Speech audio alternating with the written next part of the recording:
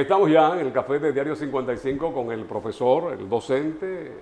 Desde hace mucho tiempo mantenemos relaciones cordiales, afectuosas y con este canal donde está esta planta televisora, cuando 7 Cibao, ya él daba sus primeros pasos en la comunicación, economista ligado a sectores importantes del sector empresarial, el sector empresarial de esta parte de República Dominicana. Agustín González está con nosotros. Buenos días, Buenos profesor. días, Frank. Buenos días, Lenny. ¿Cómo es siempre? Muy bien, Contento muy de bien. tenerlo por aquí. Gracias, Claro. gracias. Y poder yo abordar también temas muy de contento, interés, sobre todo porque con veo un facultado como usted. al canal 55 como si fuera mi casa. Es así, es así. Y lo es. Sí, sí. Aquí en este edificio usted dio sus primeros pasos en la Sí, comunicación. sí. Empezamos el programa Punto de Referencia en el canal 55. Así es. Y usted sigue siendo un punto de referencia cuando en materia económica se trata, planificación, y por ahí vamos. Si ustedes lo dicen, no lo voy a creer. Los hechos Vamos. hablan por sí solos. Exacto. Mire, usted que también de algún modo colabora, apoya toda esta gestión que va haciendo parte del gobierno por aquí. Ayer se reunían los obispos de la República Dominicana representados en la conferencia episcopal con parte del gobierno, ministros, directores, etcétera, y pedían los obispos al gobierno que presente cuál es el plan que se tiene en este momento crítico de la historia que estamos viviendo para que no impacten las canastas familiares lo que está pasando en Medio Oriente, el tema del petróleo, etcétera, etcétera. ¿Qué nos puede decir usted sobre Y eso? son muchos los sectores que coinciden en que no hay plan ninguno. Yo no puedo decir eso. El gobierno ha estado sosteniendo conversaciones con diferentes sectores. El mismo Consejo de Gobierno se ha reunido, se ha estado reuniendo y han estado evaluando la necesidad de tener y de contar con un plan de contingencia, vamos a llamarle así, o un plan de emergencia, que sea con una visión inclusive no coyuntural, sino una visión un poquito más allá, porque la confrontación bélica del Medio Oriente tiene consecuencias que van más allá del día a día. O sea, eso no se va a resolver de ahora para ahorita y hay repercusiones que tienen mediano plazo. Creo que el gobierno está en eso seriamente y ustedes han visto en los medios de comunicación inclusive algunas medidas que se han tomado, otras que tienen que tomarse. Si ustedes quieren, entramos en algunos detalles. Sí, sería interesante Tenemos ver. tiempo suficiente para eso, por favor. Bueno, por ejemplo, no solamente el gobierno,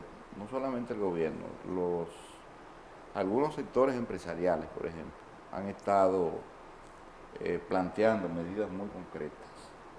Por ejemplo, ustedes vieron a Adozona, que planteó en una rueda de prensa y en un comunicado que había que declarar a la República Dominicana con Estados Unidos como un socio, como lo que somos, socios preferenciales, porque el 70%, decían ellos en esa rueda de prensa, el 77% de todo lo que las zonas francas importan a la República Dominicana viene de los Estados Unidos.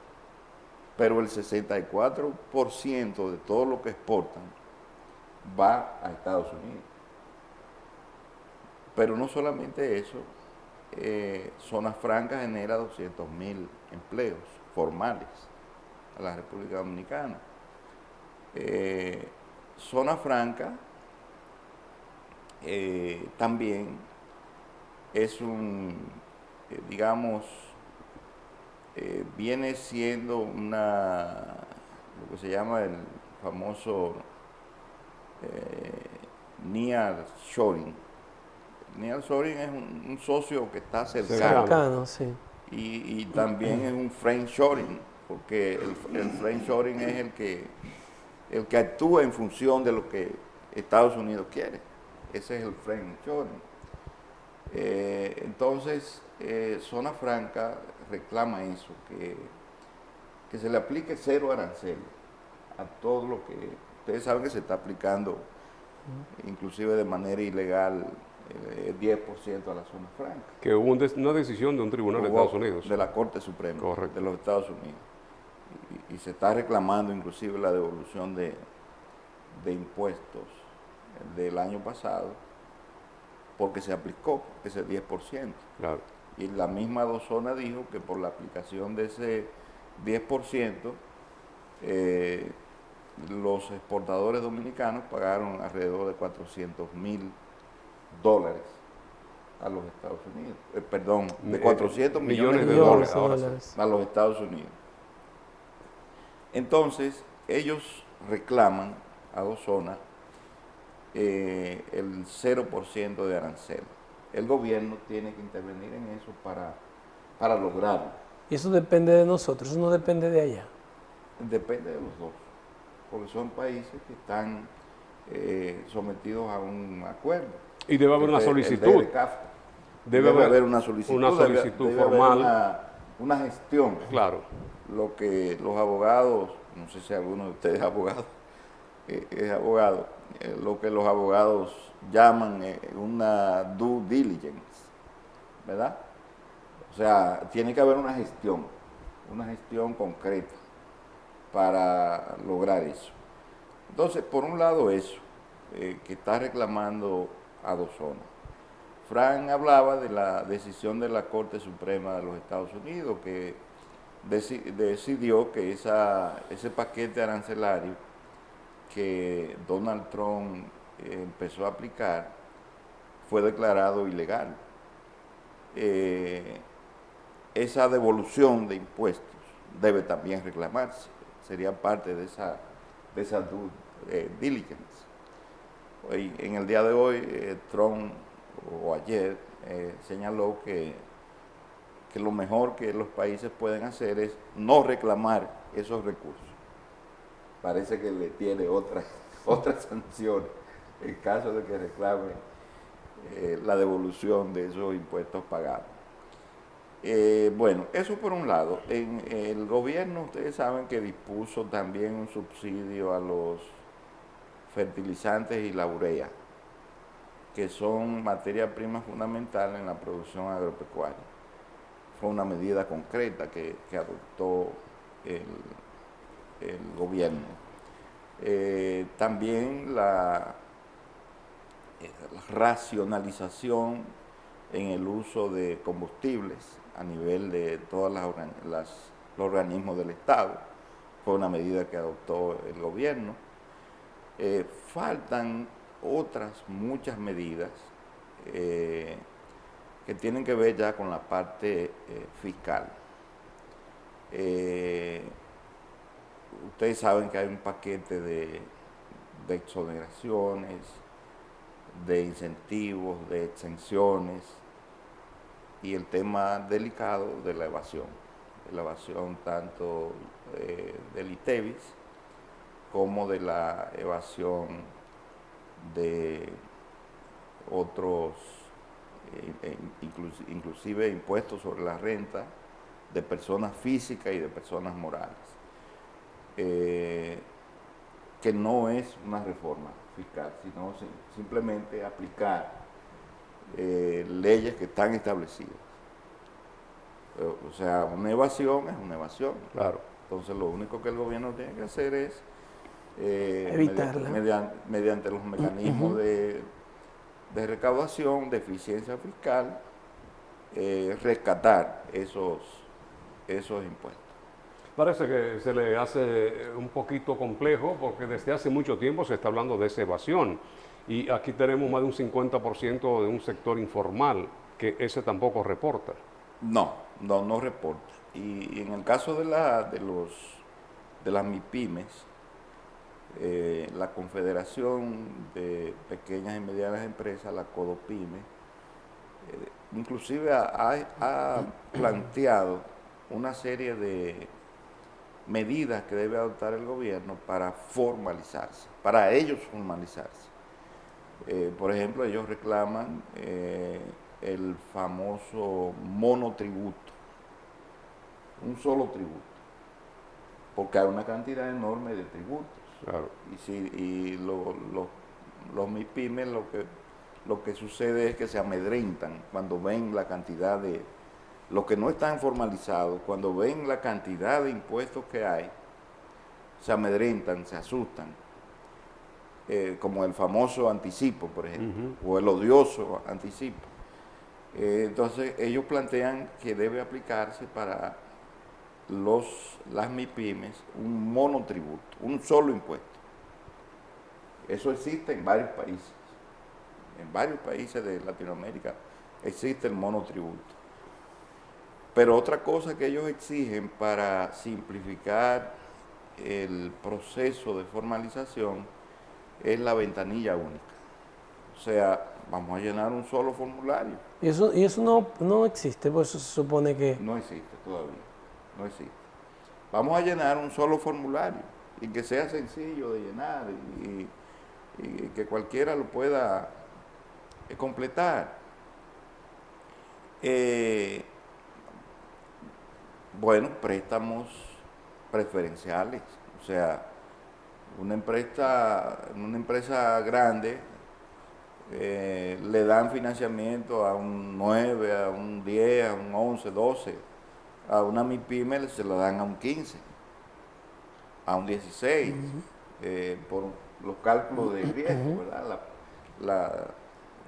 Se hacen unos cálculos de costo-beneficio donde esa MIPYME tiene mayores riesgos, pero vamos a ayudar, vamos a facilitar que esos sectores, ustedes vieron que el gobierno hubo una vez, ya no está ese programa, inclusive tuvo un programa de financiamiento a cero tasa de interés a los agricultores. Sí, lo que pasa, profesor, vamos a recibir a Xiomara con el Café Santo Domingo y seguimos ampliando de este tema. El Café Santo Domingo, lo mejor de lo nuestro, dos presentaciones tenemos acá, el tapa verde, que es el descafeinado, y el tradicional, salud. Que es el tapa roja. Salud para usted y los suyos y todos los que nos siguen. Pues siempre estos préstamos como que lo aprovechan sectores ligados al mismo gobierno dominicano y como que no hay una distribución equitativa. Es lo mismo que cuando hay en Caja Legal, famoso, ¿verdad? Que siempre va a un grupito y al otro día ya no hay un chele. Ahí te doy la razón, Fran. Tiene que haber transparencia. Es decir, si el gobierno destina 10.000 millones para la agricultura a tasa cero, lo primero que debe suceder es un informe a la población donde se detalle a quiénes, a dónde, es importante a dónde fue a parar desde el punto de vista geográfico, a dónde fue a parar ese dinero y a cuáles productores y qué producen esos productores. O sea, eso el gobierno no lo ha hecho y cualquiera que sea el gobierno debe hacerlo, porque la gente tiene la percepción de que ese dinero lo acaparan. Y porque ha habido muchas denuncias sobre esto. Unos cuantos vivos y enllavados, que eso no es raro que suceda. Hasta funcionarios. Hasta funcionarios. Se da todo eso. Y no debe ser así. Insistía ahorita o subrayaba en el tema geográfico. Y este gobierno ha hecho mucho énfasis en el tema geográfico. Y el trabajo que yo hago tiene que ver con eso. Porque hay una queja vieja y generalizada de que la concentración de inversiones y recursos públicos se da en las grandes ciudades, por un problema inclusive político, o populista, o clientelar, como se quiera llamar, y que las otras ciudades, las otras provincias, son olvidadas o son marginadas en la asignación de esos recursos. Yo creo que en esa parte el gobierno ha tenido grandes logros, porque todos los territorios, si ustedes se ponen a ver, por ejemplo, la rendición de cuentas del 27 de febrero del presidente de la República, y chequean a dónde ha ido a parar la inversión, hay una distribución más o menos equitativa en los diferentes territorios.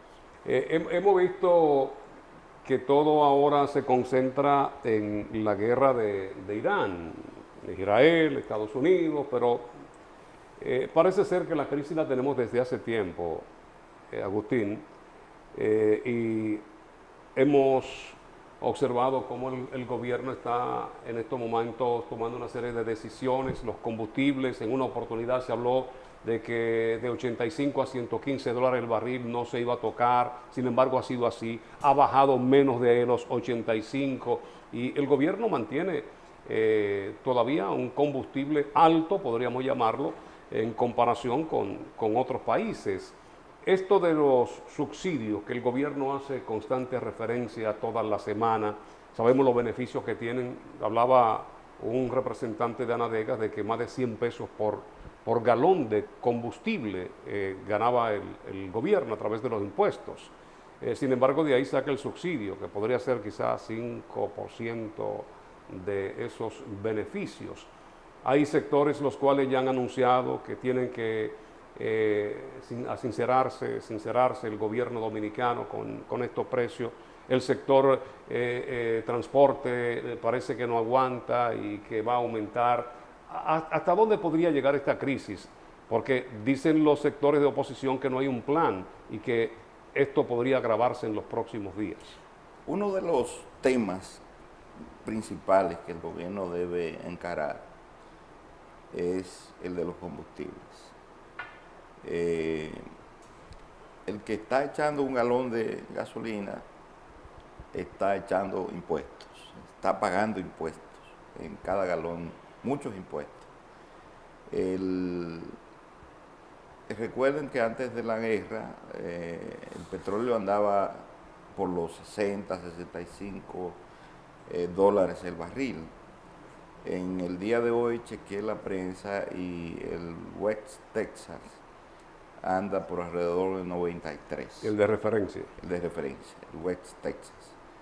93. Es decir, que es una diferencia, estamos hablando casi de un 40% de aumento en el precio. El gobierno tiene subsidios, tú lo dijiste, subsidios a los precios de los combustibles, porque los precios actuales no expresan, a pesar de que son altos, no expresan el valor de mercado de los combustibles.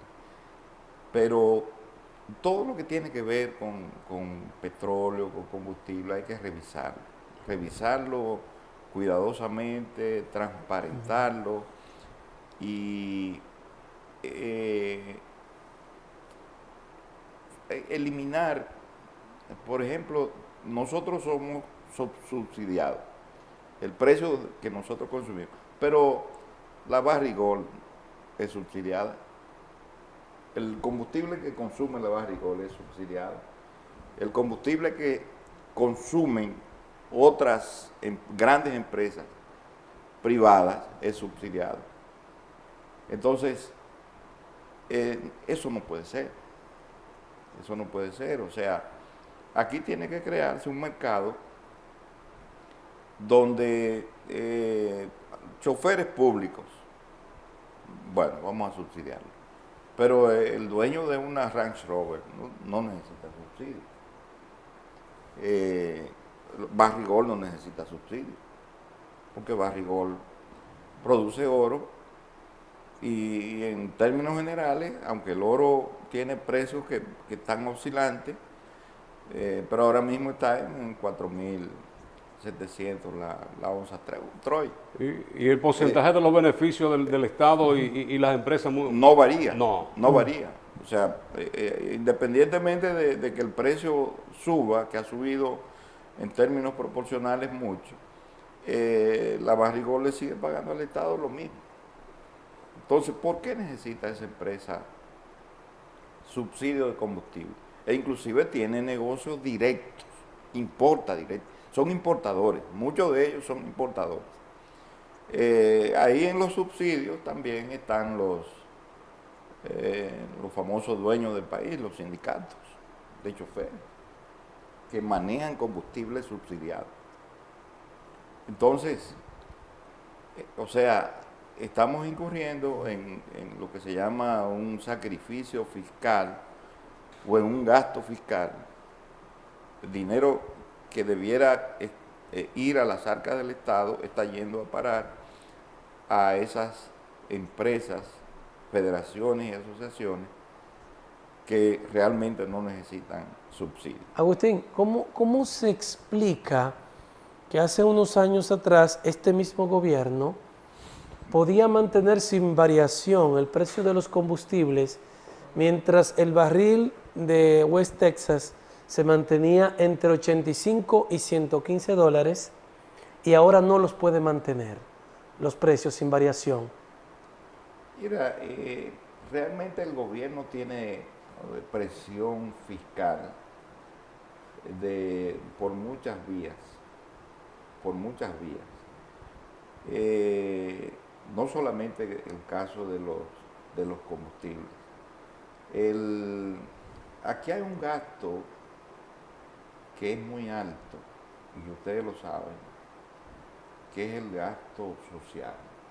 O sea, el gobierno mantiene una cantidad de subsidios, de facilidades a la población más vulnerable, como se le llama, y ese gasto cada día pesa más. Estamos en el 26, en el 28 hay elecciones, hay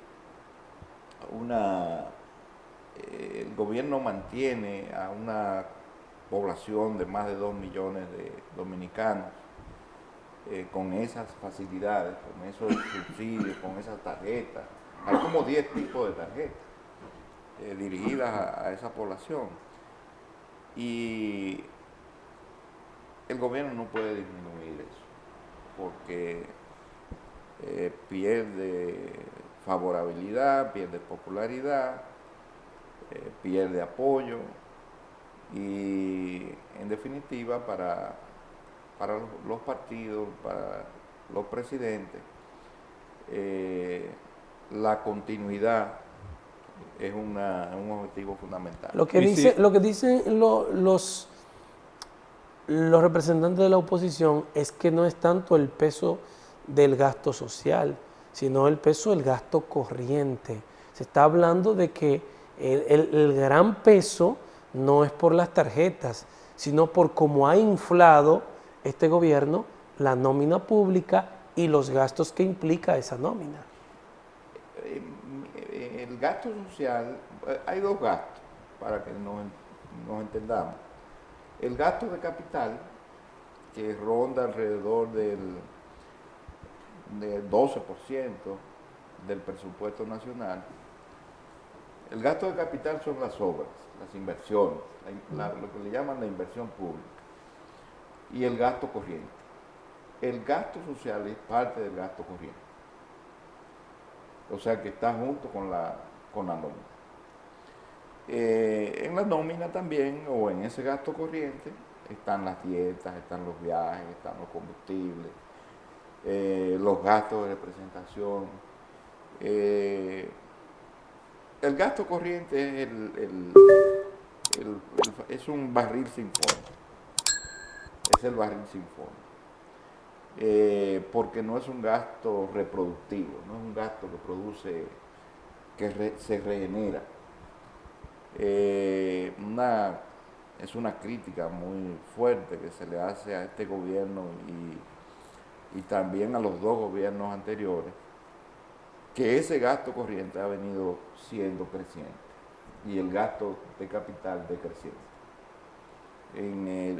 Yo no soy un defensor de la administración o las administraciones de Balaguer, pero Balaguer lo hacía al revés. O sea, el gasto de capital superaba al El gasto corriente. corriente. Lo hacía al revés. Por eso hay tantos barrios que se llaman barrio Balaguer aquí.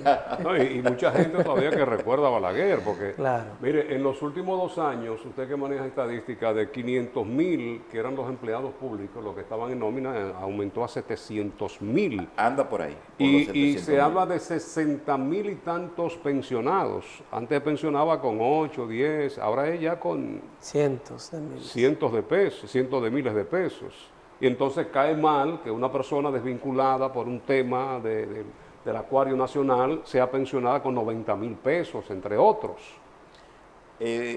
También las pensiones son parte del gasto corriente. Y las pensiones es un mecanismo también que tienen los gobiernos para devolver favores a personas ligadas o allegadas a los gobiernos. Y entonces cuando usted actúa como gobierno de esta forma, ¿cómo usted le puede exigir a una población dominicana? Es un poco difícil porque el ejemplo debe partir del gobierno. O sea, los buenos ejemplos los debe dar el gobierno. A veces hay medidas que tú no las entiendes, tú no las asimilas, tú no las apoyas, como esas, por ejemplo. Ustedes vieron lo que hicieron el pleno de la Cámara de Cuentas, ¿verdad? Que ganando salarios de lujo en el contexto dominicano, se aumentaron en un 50% los salarios. Y eso no está prohibido, es decir, que una gestión pueda aumentarse un salario en beneficio propio. No está establecido que debe ser para los que vienen el aumento y no te aplique a ti. Mira, hay una ley que se llama la Ley de Función Pública. Exacto. Pero hay organismos, como es el caso del Banco de Reserva, el mismo Banco Central, la Cámara de Cuentas, que obviando la Ley de Función Pública, establecen o tienen normativas internas. Se aprovechan entonces de esas normativas internas. En la misma Cámara de Diputados y el Senado tienen normativas internas. Y bueno, no pasa nada. O sea, ellos legislan para ellos mismos. Claro. Entonces, esas cosas hay que verlas con seriedad.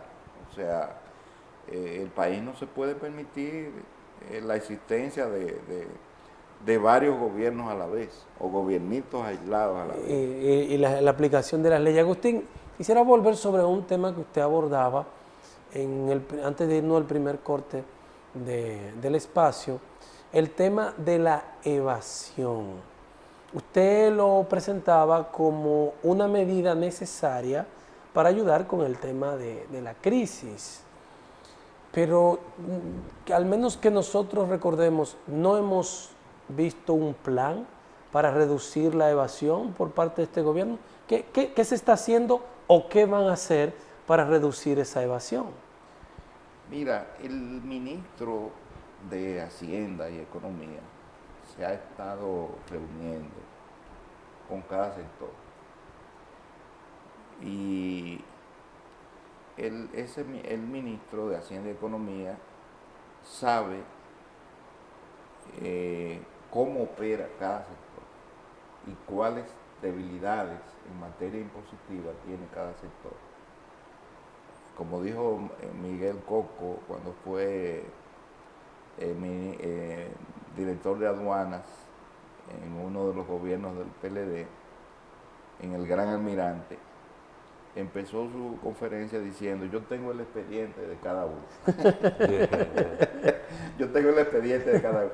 Entonces el ministro de Hacienda y Economía tiene el expediente de cada uno y sabe cómo cada sector se las busca, como se dice popularmente, cómo evaden impuestos. Yo creo en eso, yo creo que el gobierno, a través de ese Ministerio de Hacienda y Economía, debe establecer acuerdos muy concretos con cada sector. Y no sé si en el otro programa yo les decía, poniendo el ejemplo del sector turismo, que los hoteles reportan a la DGI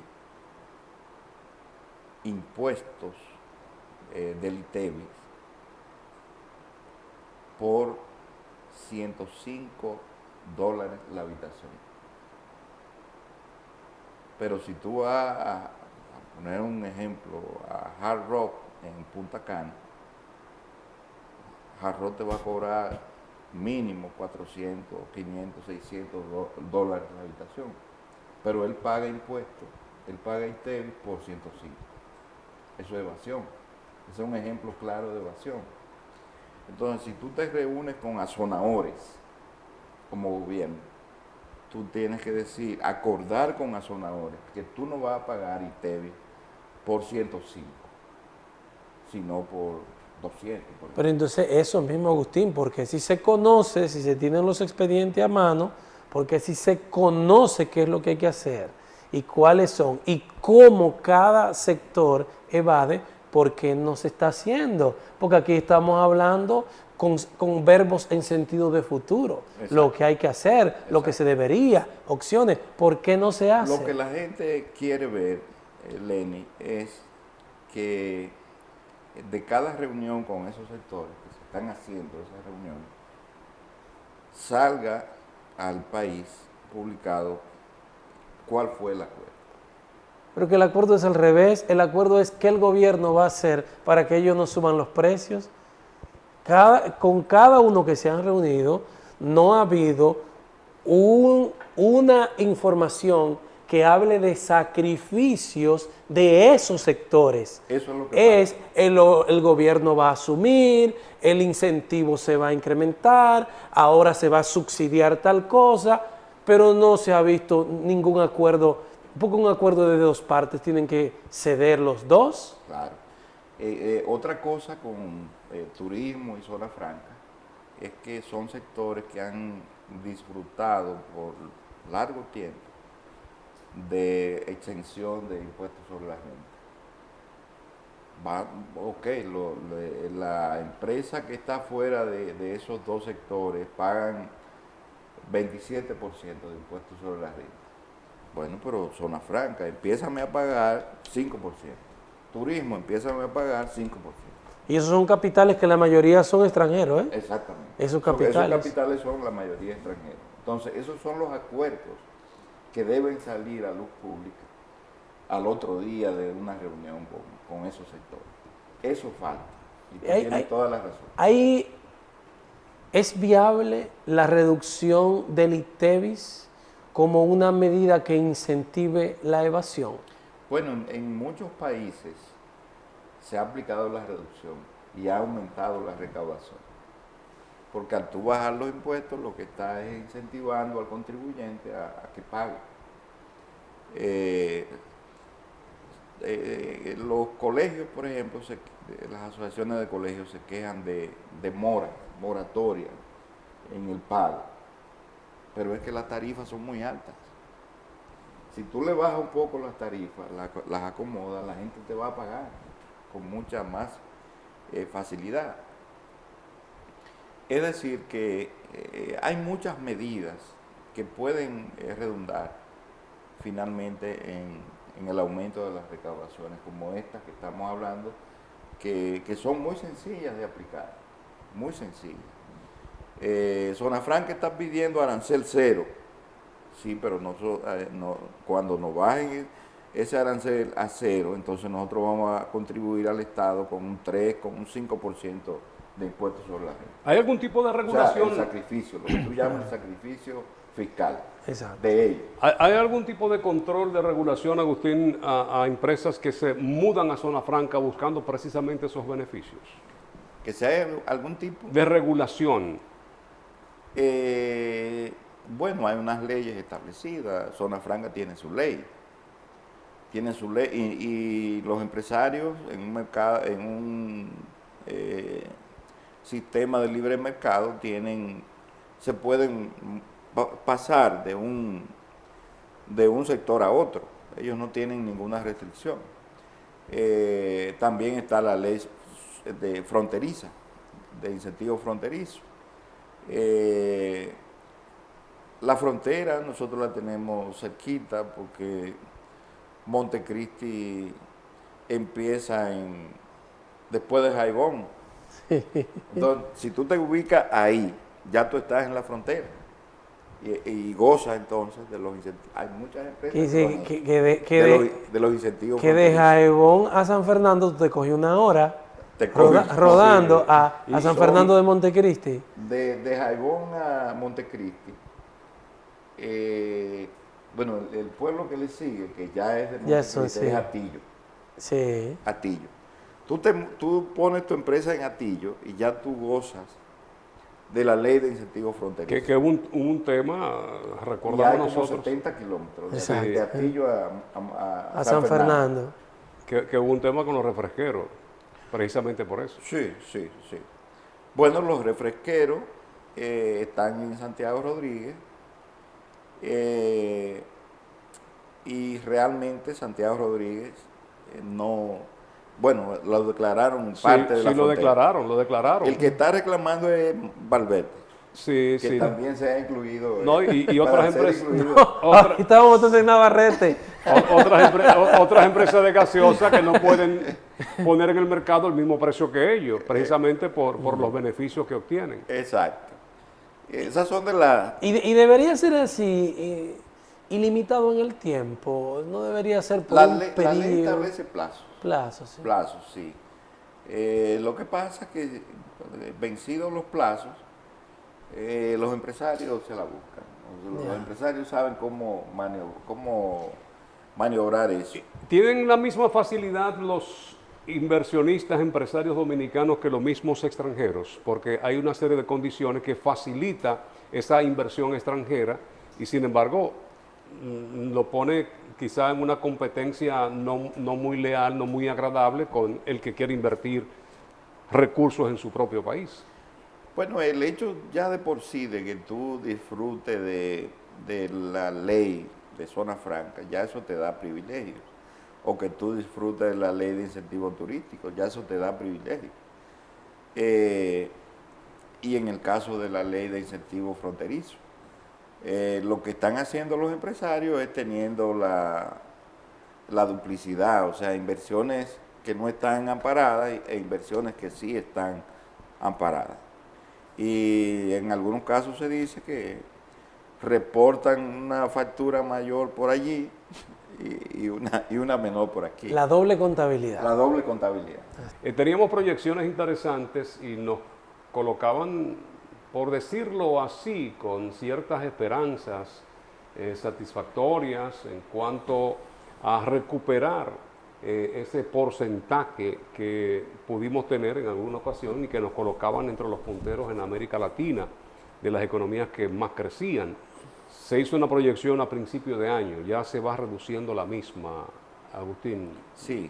¿Cómo podemos analizar esto? Los organismos internacionales han rebajado los pronósticos de crecimiento de todas las economías, incluyendo la de República Dominicana. Ya se sitúa en 3.5. En el año pasado, ustedes saben que creció 2.1% del Producto Interno Bruto.